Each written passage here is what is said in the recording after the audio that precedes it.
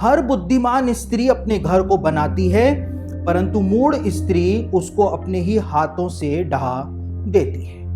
अब यहां पर एक ऐसी महत्वपूर्ण बात बताई हुई है कि जिसको यदि सारी शादीशुदा महिलाएं, स्त्रियां यदि इस बात को समझ जाएं तो वो अपने पतियों को जिंदगी के अंदर सुपर सक्सेसफुल बना सकती है। देखिए, हमने नए नियम के अंदर हननिया और सफीरा का कहानी हमने पढ़ी है, उनका उदाहरण हमने देखा है। और हननिया और सफीरा जो थे उनका नाश हुआ था क्योंकि सफीरा जो थी, मिसेस ने अपने पति को गलत काम करने से नहीं रोका था, और इस वजह से हननिया तो मरा ही मरा, साथ साथ में सफीरा भी मर गई, क्योंकि हर एक बुद्धिमान स्त्री अपने घर को बनाती है, लेकिन मूर्ख स्त्री जो है, मूर्ख पत्नी जो है, वो अपने ही हाथों से अपने घर को ढा देती है। अब यहूदियों का ग्रंथ तालमुद जो है इस वचन के ऊपर क्या कहता है? यहूदियों का ग्रंथ तालमुद कहता है कि मूसा के विरोध के अंदर जो एक व्यक्ति खड़ा हुआ था जिसका नाम था कोरे, और कोरे जो था उसके साथ उसका एक सहयोगी भी था जिसका नाम था ओन यानी कि ओन, तालमुद बताती है।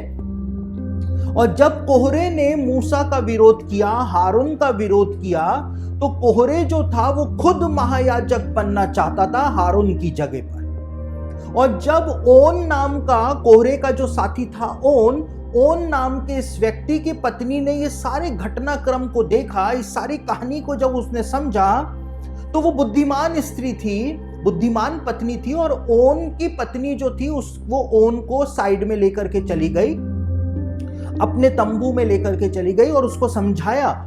और उसको क्या समझाया कि मुझको ऐसा लगता है कि आप इस चक्कर में ना फंसो तो ज्यादा अच्छा रहेगा, क्योंकि अगर कोहरे महायाजक भी बन जाता है तो भी आपकी जगह तो वहीं की वहीं रहेगी। आप मूसा का, हारून का विरोध क्यों कर रहे हो? क्यों परमेश्वर का विरोध कर रहे हो? आपको इन सब चक्करों में फंसने की जरूरत नहीं है। आप चुपचाप से अपने तंबू के अंदर बैठ जाओ। और अपनी पत्नी की बात ओन ने मान ली थी, तालमुद बताती है, और वो बीमारी का बहाना करके अपने तंबू में लेट गया था।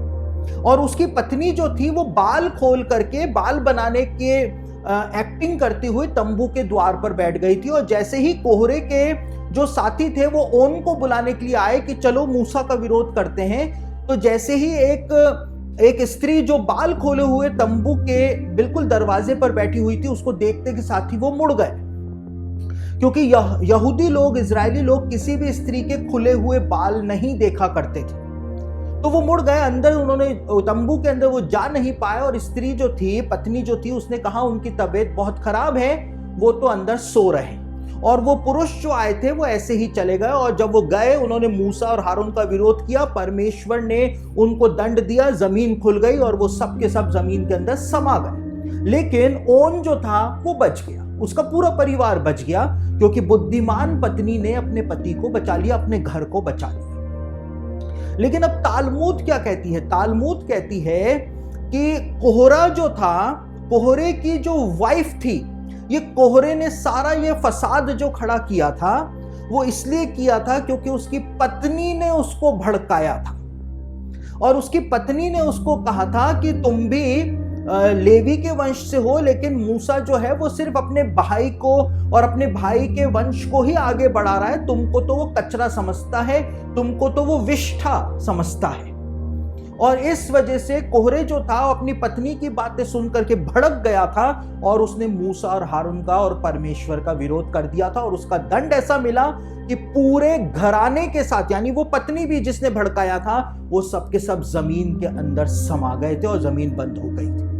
तो हर बुद्धिमान स्त्री अपने घर को बनाती है पति को सही गाइडेंस देने के द्वारा, तालमुद कहती है। और हर मूर्ख पत्नी जो होती है वो अपने घर को अपने ही हाथों से नाश कर देती है पति को गलत गाइडेंस देने के द्वारा। ये बात तालमुद के अंदर लिखी हुई है।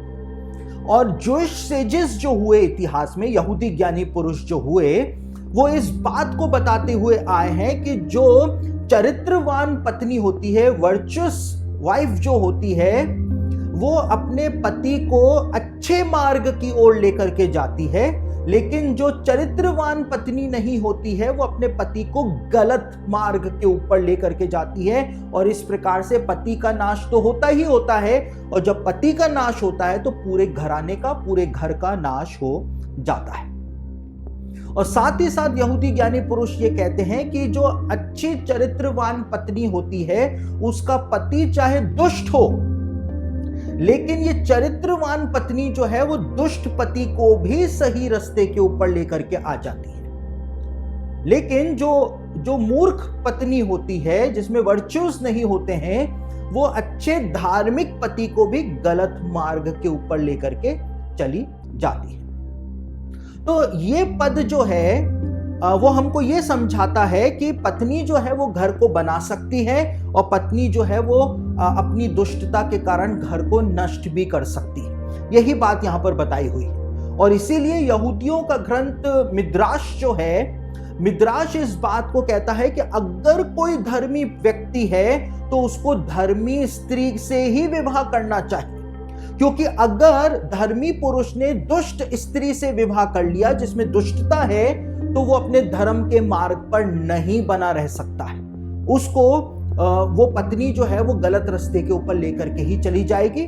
और जो दुष्ट पति है, अगर वो धर्मी पत्नी से शादी कर लेता है तो वो दुष्ट पति जो है वो अपने आप ही धार्मिकता के रास्ते के ऊपर मुड़ जाता है, अपनी पत्नी के गाइडेंस के द्वारा। तो सुलेमान यहां पर एक बहुत बहुत बहुत गहरी बात बता रहा था। साथ ही साथ जूइश सेजेस इस बात को कहते हुए आए हैं कि कभी भी जब आप शादी करें, विवाह करें, तो किसी लड़की की सुंदरता और उसकी वेल्थ जो है, उसका रुपया पैसा जो है, उसको देख करके उसके साथ विवाह ना करें, क्योंकि ये सुंदरता जो है और ये पैसा जो है वो समय के साथ साथ ये व्यर्थ हो जाएगा, खत्म हो जाएगा। सुंदरता आज है, थोड़े सालों के बाद वो खत्म हो जाएगी। जैसे जैसे उम्र बढ़ती जाएगी सुंदरता खत्म होती चली जाएगी, और उसके बाद सिर्फ उस स्त्री के अंदर फॉल्ट्स ही फॉल्ट्स रह जाएंगे और कुछ भी नहीं बाकी बचेगा। तो व्यक्ति उस समय इस बात को समझेगा। इससे पहले ही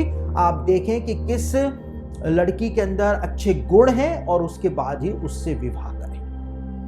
देखिए, ये सलाह जो है, जो सुलेमान ने यहाँ पर दी है, जूइश सेजेस देते हैं, मिद्राश देती है, ये सलाह जो है वो अक्सर मैं जवानों को देता हूं। आज के हमारे जवान जो हैं, और खास तौर से मसीही जवान जो हैं, मैं जवान लड़कों की बात कर रहा हूं, लड़कियों की बात आगे करूंगा।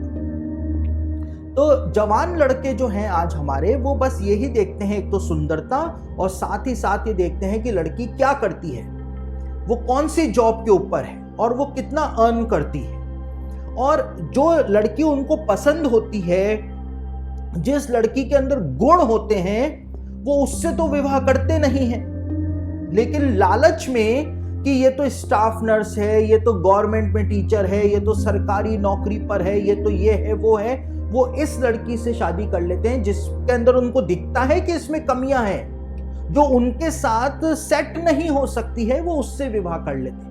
और जैसे जैसे समय निकलता जाता है तो वो गवर्नमेंट जॉब हो, वो सुंदरता जो है वो सब पीछे रह जाती है, और उसके अंदर फिर उनको कमियां ही कमियां दिखाई देती हैं। फिर आकर के वो दूसरों के सामने अपनी पत्नियों की बुराइयां करते हैं। और यही हाल जवान लड़कियों का है। पहले उनको अमीर लड़का चाहिए होता है, टॉल डार्क एंड हैंडसम चाहिए होता है, मोटरसाइकिल वाला चाहिए होता है। ये सब गलत बातें नहीं है, लेकिन आपको इनके साथ साथ ये भी देखना चाहिए कि उस लड़के में वो गुण पाए जाते हैं या नहीं पाए जाते हैं।